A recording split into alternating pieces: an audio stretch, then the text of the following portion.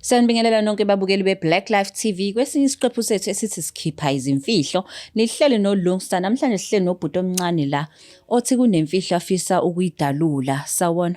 Yebo njani sisi? Ngiyaphila njani? Ngiyaphila mina. Ngicela ubingelele ababukeli emakhaya usho ukuthi uqhamuka kuphi? Sanibona babukeli emakhaya, ngidabuka eMzimkhulu. eMzimkhulu. Yes. Okay.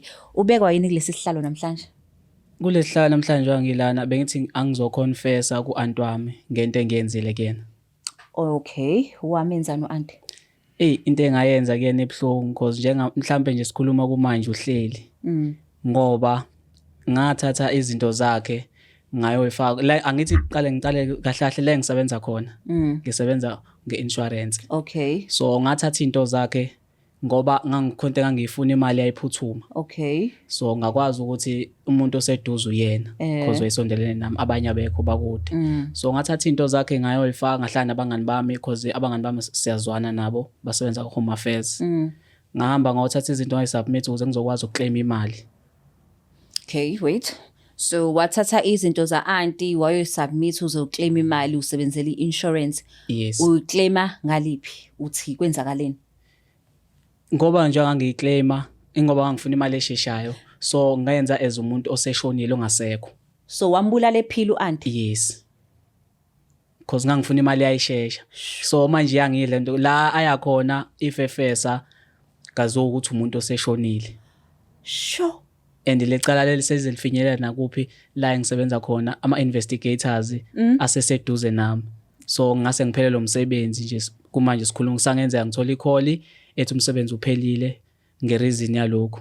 Ngereason yalokho? Yes. So ngoba uzoconfessa la ku-anti ngoba ke usubona investigation yasondela? Yes, iyasondela and nesikhathi enginaso ngibona ukuthi singa enough ukuthi kuze kufinyelele kule promotion because ngilinde nepromotion. Ulinde nepromotion khona lapho? Yes, kuze nginyuke esikhundleni emsebenzini. So le mali le wawuyidinga ngiya-understand ukuthi eyishesha kwakuphuthuma, but wawungaboni ukuthi ke na ufaka impilo ka-anti emngozini yokuthi phela manje ma ufile kwi-status sakhe manje ngisey-deceased. Yes. Which means umuntu ofile. I'm sure ngeke asakwazi ukuthola umsebenzi, I'm sure ama-account akhe ablockwa. Yes. So wamphuca konke lokho. Yes. Yayibaluleke kakhulu lento ofisa ukuyenza? Ngasho ukuthi yayibalulekile kodwa futhi angizange ngicabange futhi ngalo muntu engisuke ngithatha into zakhe ukuthi kuyena kuzokwenzakalani. Ngacabanga lokho engisuke ngifuna ukwenza mina ngaleso sikhathi. Then ke umqondo wabuya sengiqedile ukuthi nansi into esengiyenzile manje enkulu.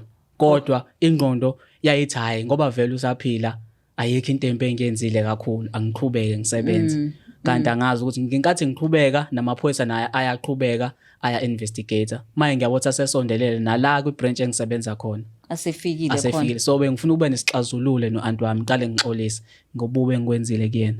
U-anti wakho umuntu onjani?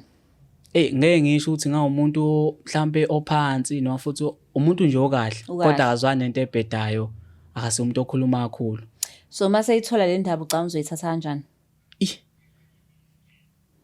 Kunganzima mhlambe mhlambe abo nje ukuthi angazi ngathini, kodwa nje umuntu ongangixoshi mathiwa mhlambe kuthiwa ngekhaya angafuni ukukhuluma nami.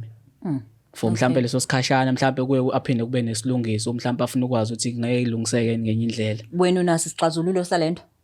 Sona isixazululo sikhona kodwa ngeke kusashintsha for kuma document ukuthi mhlambe abuye labo umuntu ophilayo, but senganenye indlela bese ngizwe yena. Sengingakuthi mhlambe ngizama ukuthi ngimtholele umsebenzi noma kube nendlela engizomkhokhela ngayo asho yena mhlambe imali akwazi ukuqhubeka nokuphila naye, mhlambe athenge izinto akwazi ukuba nezinto azenzayo endlini. Ucabanga usayophinda kuthembe? Angiboni, but sengawukuthi into engingayenza ngizama ukuthatha izinto zakhe mhlambe noma ngiye ebank mhlambe for uma ngena imali kumina bayihambise kuyena ngale, ngingahambisi mina ukuze kube lula. Kuze ngingaze ngifike mhlawumbe because ngagcina ngiboshwa kuphela umsebenzi yonke into, but ngeke kulungiseke egcineni kuyena uzohlala ekhaya. Okay, so mangizwa kahle lana the reason uzoconfessa ingoba ubona ipromotion ezokuphutha, ubona nokuthi nakho uzolahlekelwa umsebenzi. So if konke lokho bengeke kwenzeke buzomtshela u-anti namhlanje ukuthi ulesimo ngenxa yakho?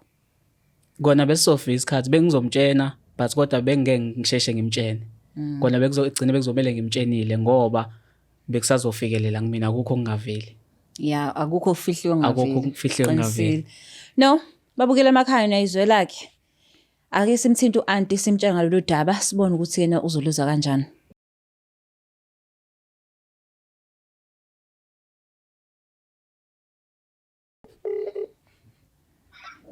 Hello? Sabona sisi unjani? Ngiyaphila kunjani? Ngiyaphila. Ukhuluma noLungstar ka Blaqlife TV. Singakwazi ukukhuluma? Yeah, okay. Okay. TV. Blaqlife TV, yes. Okay. Ngilalela. Sise studio lana nomunye bomshana wakho othi kunemfihlo afisa ukuyidalula. Ungakwazi umupha udlebe? Umshana kamoba. Ngebhadi angikwazi ukudalula igama kodwa uzomuzwa mase khuluma. Alright. Okay, ngicela umbambele. Hello auntie njani? Ngiyaphila kunjani? Ngiyaphila auntie. Yeah. Angize namhlanje la ngithi angizoconfessa kuwena. Confessa kumina. Yes. Ngobube ngikwenzile kuwe. Wenzeni? Futhi andila ngathatha izinto zakho ama-ID konke nama-document ngaya nayo emsebenzini la bengisebenza khona because ngangifuna ukuclaima imali ngento eyayiphuthuma. So Imali maqala phansi wenzeni?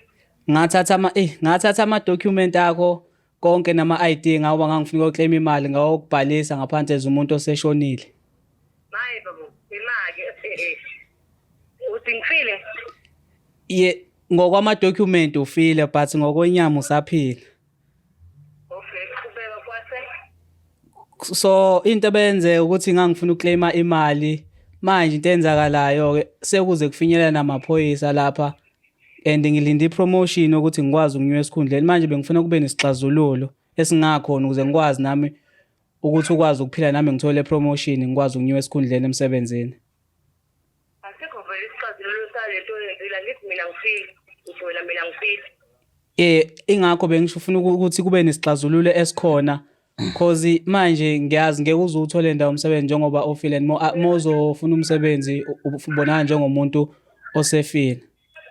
Mana-ke mntakadadewethu uthi wena uyimali wase wathatha mina wathi ngifile manje futhi ufuna ipromotion konke lokho kumina konke. Cha, ipromotion ikumina ukuthi ngizokwazi ukunywa esikhundleni ukuze ngizokwazi nami ukuthi ngikwazi ukukusiza le ngasiza khona ngikwazi mhlawumbe ukulungisa izono zami engizenzeni. Uzuzumisa ngale izono zakho mina njengoba mina ngifile phela ukuthi sengifile futhi ngifile soku.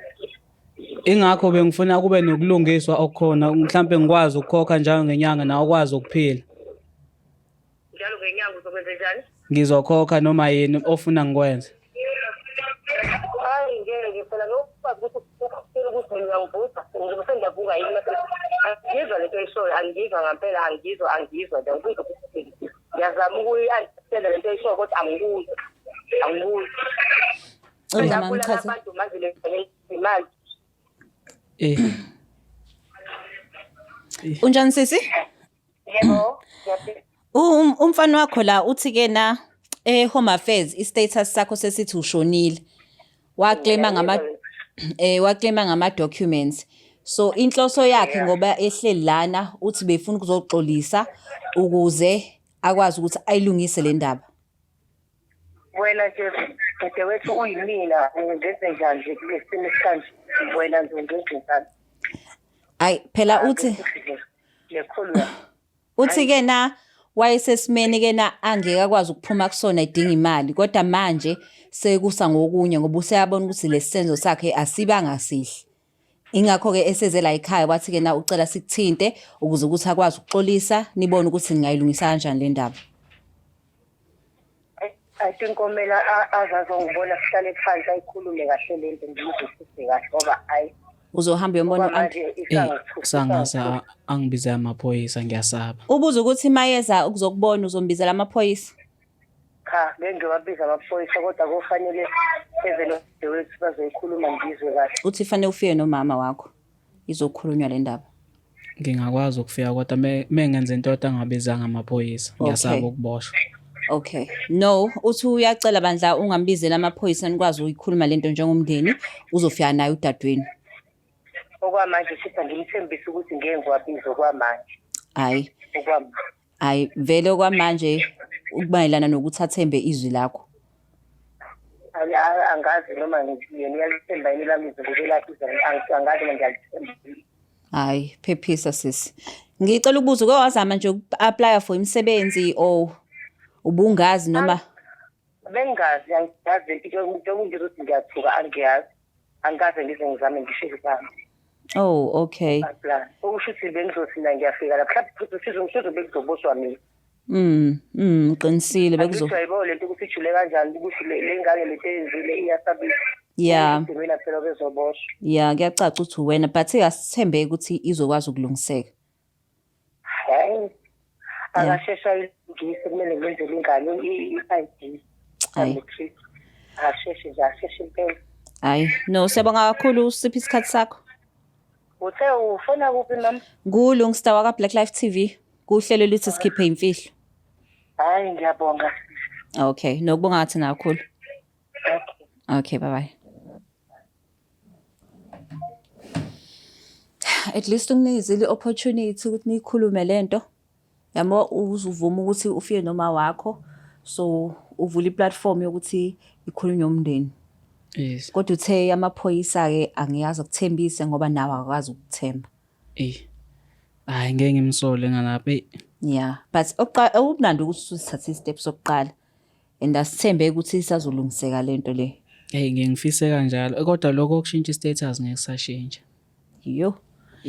Hayi asithembe kodwa ke shuthi mawuphuma la afanele uhambe ukhuluma noma wakho. Uyomtshela naye lento. Azi ukuthi kwenzakalani. Yes. Usizo ka Blaqlife TV uzodinga noma uzoba right. Ngizazolidinga kakhulu usizo la Black TV. Okay, no, ayikho inkinga. Nizoleke babukile emakhaya ukuthi uanti ufephila. But ke okubalekile ukuthi ke na ubhuti uphumelele obala wazosho ukuthi ayingenza iphutha yobe cela silungise le ndaba. So Blaqlife TV siyanthanda kakhulu. Please don't forget to like, share and subscribe. Ngulungstar ngithanda kakhulu. Bye bye. It's the Blaqlife TV.